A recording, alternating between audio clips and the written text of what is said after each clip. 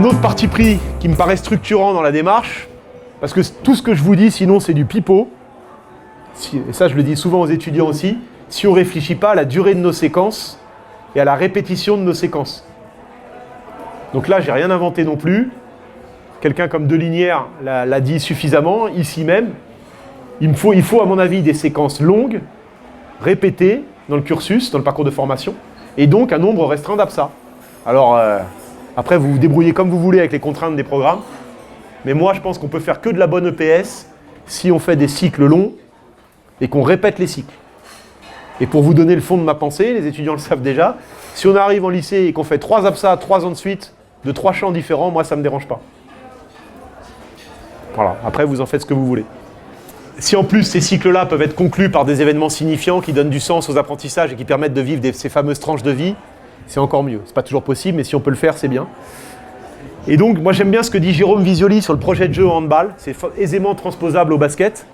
Sur le projet de jeu collectif.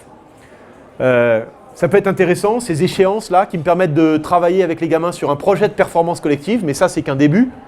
Ce projet de performance collective, on devra le traduire en projet de jeu. Comment on va s'y prendre pour être performant? Ensuite, comment on va s'entraîner?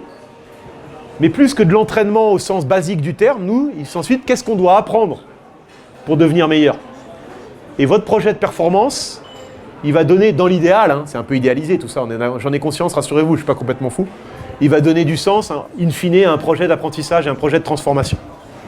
Évidemment, pour faire ça, c'est mieux si on a des équipes stables. Alors moi, je fais le pari des équipes homogènes entre elles, mais hétérogènes en leur sein. Ça rejoint ce que je vous disais sur les joueurs ressources.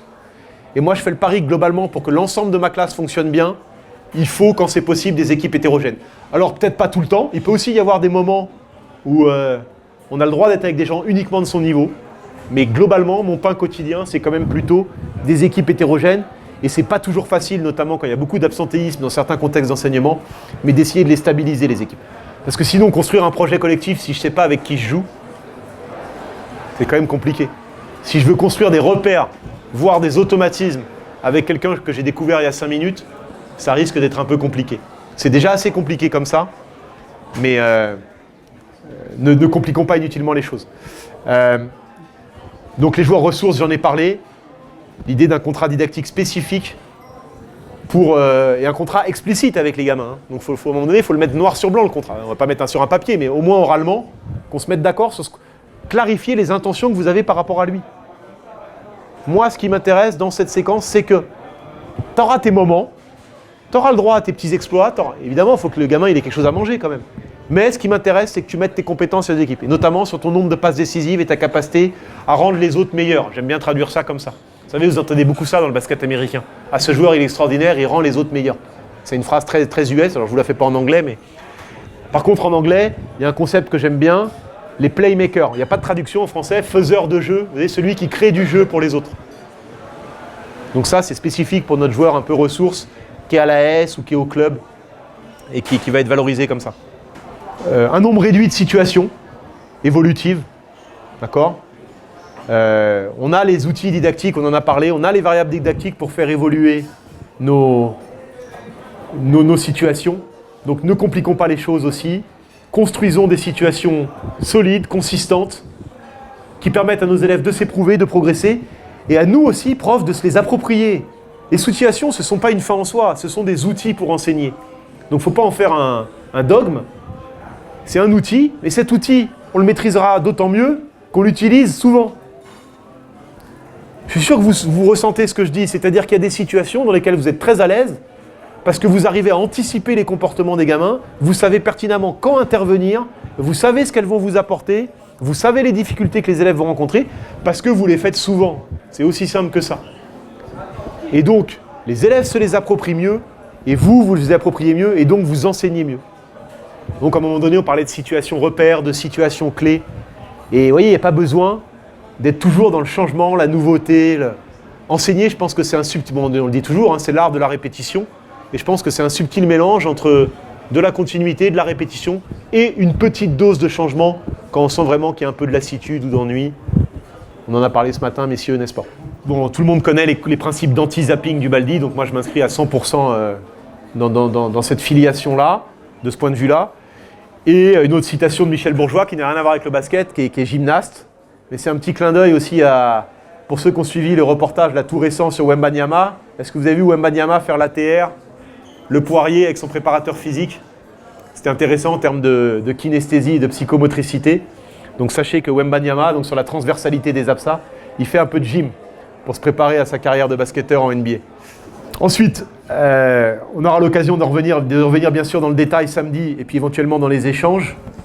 3 grandes formes de jeu que je distingue dans le parcours de formation. La montée de balle, ça sera la première étape après la grappe. Enfin, il y aura le gagne terrain entre-temps. Il y aura des étapes, mais en termes de forme de jeu un peu structurée, montée de balle, attaque rapide, attaque placée. D'accord ? La différence que je fais entre montée de balle et attaque rapide, c'est justement cette notion de vitesse et la qualité du repli défensif auquel je suis opposé. Vous voyez, donc c'est un rapport de force aussi, il faut prendre en compte la défense implicitement. Montée de balle, je vais avoir des défenseurs plutôt en barrage face à moi, pas forcément bien organisés, un peu étagés, et on essaye de monter la balle sans forcément avoir un objectif de vitesse, mais d'arriver à trouver un circuit de passe, un circuit de progression qui nous permet d'arriver dans l'espace de marque de manière un peu sécurisée. Attaque rapide, on va mettre cette notion de vitesse pour prendre de vitesse un repli défensif. Ce qui suppose qu'on a construit un début de repli défensif. Il y a toujours cette interaction entre l'attaque et la défense quand vous travaillez. Évidemment, on met l'accent sur le jeu offensif et on rentre plutôt par le jeu offensif. Pour qu'il y ait du jeu offensif et des problèmes offensifs à résoudre, il faut qu'il y ait un minimum de compétences défensives. Et l'attaque placée derrière, ça veut dire qu'il y a une défense qui est repliée et à minima organisée aussi. Et donc, je vous l'ai dit, plutôt en individuel. Au début, s'il n'y a pas trop d'aide défensive, ça ne me gêne pas. C'est déjà tellement compliqué de réaliser une attaque placée, même en 4 contre 4, que ça m'ira très bien. Et donc, du coup, ça me permet d'envisager 4 étapes, très théoriques, très théoriques. Évidemment que tout ça, vous l'adapterez, si vous le voulez, à vos élèves et à vos contextes d'enseignement. Et donc, une première étape où il s'agirait de viser des transformations qui permettent de passer de la grappe au gagne-terrain. Gagne-terrain, c'est un peu, vous savez, l'élève qui est capable de s'échapper, 2-3 dribbles, une passe à un deuxième. En gros, des attaques à 1 ou 2 passes qui permettent de casser la grappe et de terminer l'action. Mais on n'est pas encore dans une montée de balle structurée. C'est plutôt des initiatives individuelles d'1 ou 2 joueurs qui permettent de sortir de la grappe. Mais c'est déjà intéressant. Alors par contre, petite parenthèse, je fais très vite, la grappe, c'est quand même un passage obligé et intéressant parce que ça traduit une envie chez les gamins, l'envie d'avoir la balle. Et ce qui est plus inquiétant, c'est le joueur satellite. Ça ne veut pas dire que la grappe, on va s'en contenter et on va rester là-dessus. Mais n'oubliez jamais que la grappe, d'un point de vue affectif et motivationnel, ça témoigne de certaines choses quand même. Et vouloir artificiellement, par un zonage complètement artificiel justement, casser la grappe en disant toi tu joues là, toi tu joues là, toi tu joues là, qu'est-ce que vous formez? Des plots. Alors pour autant, il va falloir évoluer, sortir de la grappe, mais pas à n'importe quel prix. Et des fois, le remède est pire que le mal. D'accord ?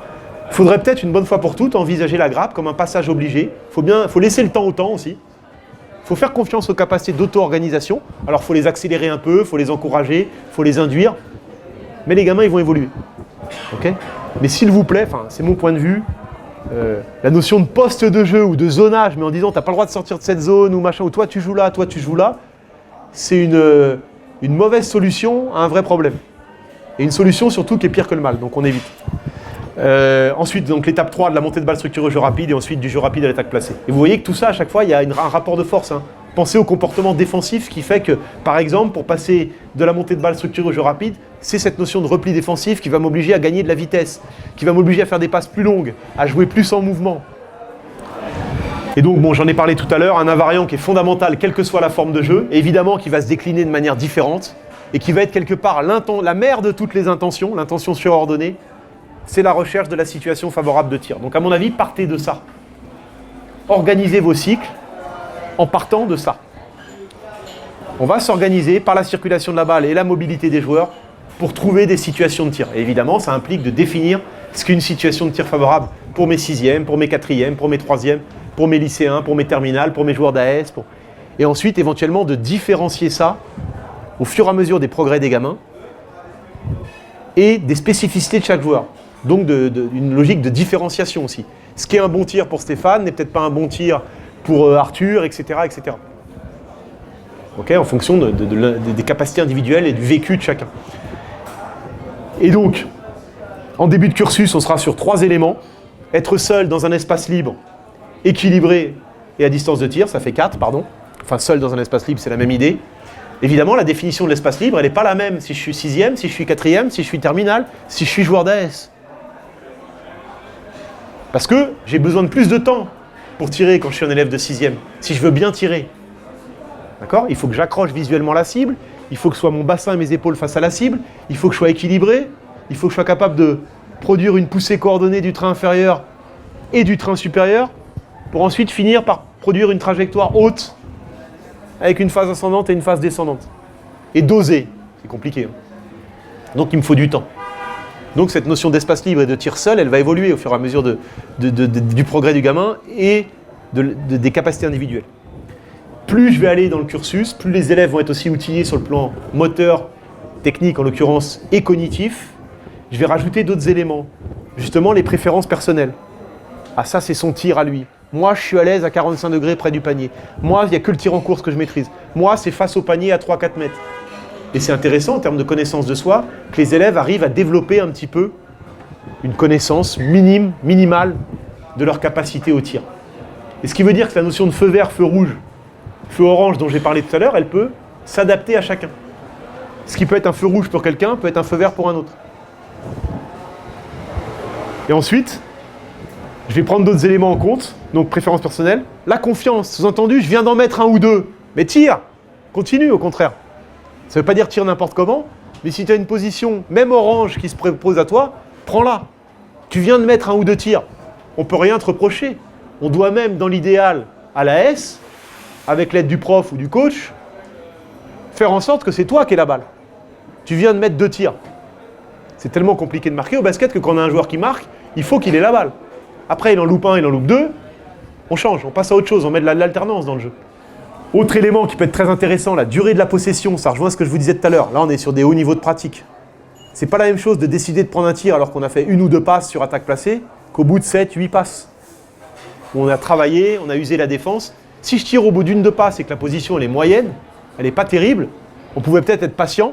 C'est une vertu importante, la patience au basket sur attaque placée, pour travailler un peu plus, fatiguer la défense, et puis arrêter d'énerver tout le monde en plus. Parce qu'il n'y a pas pire qu'on vient de défendre, on attaque, 1 passe, 2 passes, un parpaing sur la planche. On redescend, on redéfend, on le fait 1 fois, 2 fois, puis après on ne se replie plus. D'accord ? On se repose en attaque au basket aussi. C'est moins fatigant, c'est très psychologique et affectif aussi. C'est moins fatigant d'attaquer et de défendre. Je pense que même à dépense énergétique égale, le ressenti, la charge interne n'est pas du tout la même. Ça peut être aussi le score. On est mené de 6 points, il reste 1 minute. Ça rejoint un peu les petits problèmes que je vous posais tout à l'heure, enfin que je soumettais tout à l'heure. Évidemment qu'on a intérêt à tirer plus vite. Et c'est pas, on ne peut pas reprocher un élève qui tient compte du score. Il dit, monsieur, on est à -6, il reste 1 minute. Ah, pardon, t'as raison. Donc score étant restant, voilà, c'est des éléments qui peuvent, et c'est infini ça, hein, on pourrait multiplier, mais évidemment il faut rester réaliste par rapport aux capacités de nos élèves, mais ne serait-ce que les sensibiliser un peu à ça, et ça permet encore une fois de différencier, donc ça c'est intéressant.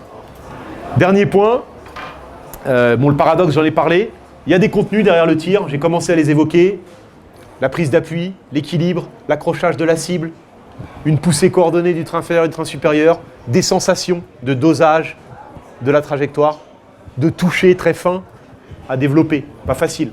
Et donc, il y a peut-être des routines à mettre en place où les élèves vont être de plus en plus autonomes. C'est aussi un moyen de travailler l'autonomie, le tir. On a besoin d'un ballon pour 2, un rebondeur, un tireur, ou 2 ballons pour 3. Et c'est parti, et on enquille de la répétition. Et en 10 minutes, un quart d'heure, on peut faire 50, 60, 80 tirs, 100 tirs. Et on peut comptabiliser. Alors, ambition, réalisme. Évidemment qu'il y a des contextes où je sais que ça ne marche pas et vous ne le ferez pas. Et c'est malheureux, mais c'est comme ça. Voilà. Et on travaillera peut-être plus sur uniquement du tir en course, uniquement sur le choix du tir. Et ça sera un peu aléatoire, la réussite technique au tir. Et à l'impossible, nul n'est tenu. Donc vous avez l'obligation de tenter, pas forcément de réussir, je dirais en tant qu'enseignant. On a l'obligation de moyens, on n'a pas l'obligation de résultat.